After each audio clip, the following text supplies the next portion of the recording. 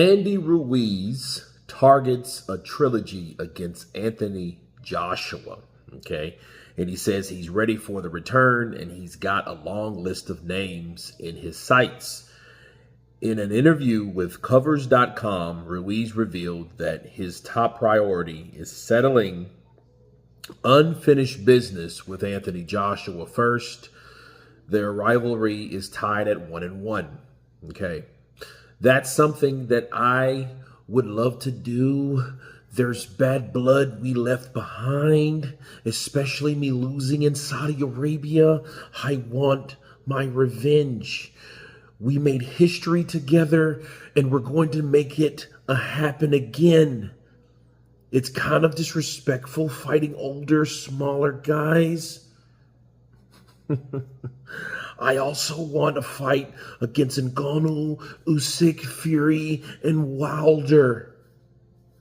And I would love to fight Jake Paul. Let me counterpunch, people. First off, where was the bad blood? Where was that at? I know about the bad diet. This dude came in 283 pounds, and he's 6 foot tall, if that. So where were you? What diet? I mean, what bad blood are you talking about? Hell, what diet did you have? Because it seemed to me like Andy was just walking on sunshine, man. He was just like, look, I'm going to easily do this again. I think he rewatched the first fight more than AJ did. You know what I mean? And how and what happened. And he thought that, hey, this is going to easily happen again. Once I land that one shot, you know, I exposed AJ and I showed that AJ was a guy that can't take a punch. You know, I mean, he's chinny and, you know, I'm going to do it again and then that's it. But that didn't happen. That did not happen. What did happen? He got boxed for 12 rounds. And I think he was unable to keep up with AJ because AJ had trimmed all of that muscle down. He had lost about maybe 12 pounds, maybe a little bit more, because I think he came in at like 240, I believe. And I think he came into the first Ruiz fight at like 252 or something like that. I mean, he was big and chiseled, like he was, you know, trying for a bodybuilding contest or whatnot. But nonetheless, you know, he was ready and Andy wasn't. So I don't see where the bad blood is. You know, he said we made history together and we're going to do it again. I mean, that was an upset. Andy made history. Joshua didn't make history.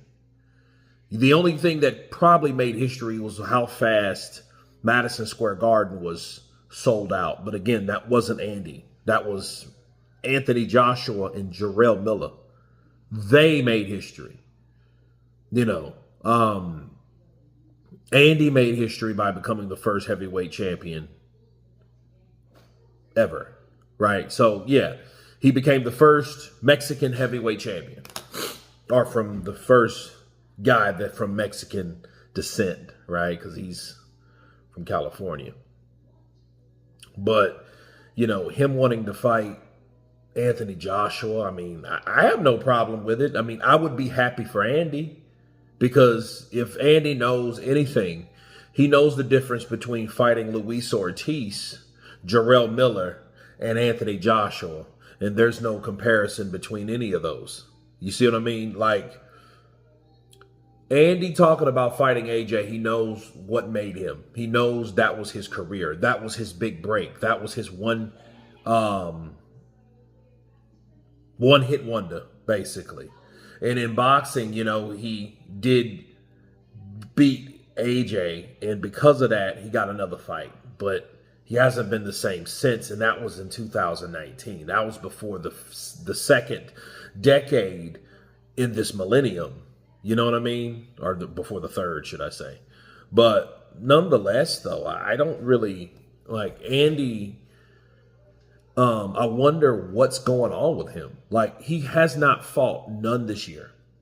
Okay. He's fought once last year where he broke his hand, which that was totally explained and documented through proof of video, right? But what else has he done? And it just shows you that his dad, I've been telling people a long time, his dad has made some kind of screwy decisions. He got rid of Manny Robles. Now he's back with Manny Robles. I thought that was mess up, number one. Number two, why didn't you get that Wilder fight? You know what I mean? If he wanted to fight that bad, there should have been a situation where someone that is your family member, but is also working for you, would have made a decision like, look, Andy, we need to fight. And if we can beat this guy, we can beat this guy.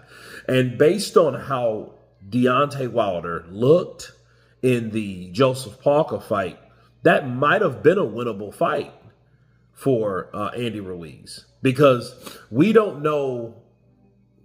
What we learned is that Deontay Wilder might not even had that power no more. You know what I mean? So he might have, we've seen how he looked against Parker. So I don't think it would be out the ordinary if Andy Ruiz would have beat him at that point. It's just Andy dicked around, went back and forth with the opportunities.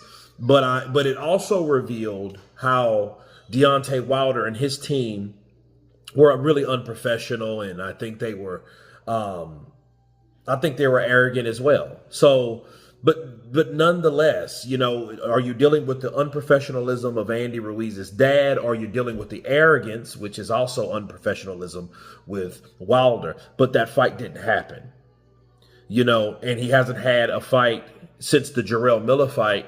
And it just shows you, Andy needs to wake up. Enough is enough. Enough is enough. Get rid of your father as your manager and get with someone that is all for you and not for your pockets. But anyway, you guys tell me what you think of Andy Ruiz stating that he wants a trilogy with Anthony Joshua. Of course, please subscribe. And you guys been Counterpunch. Peace.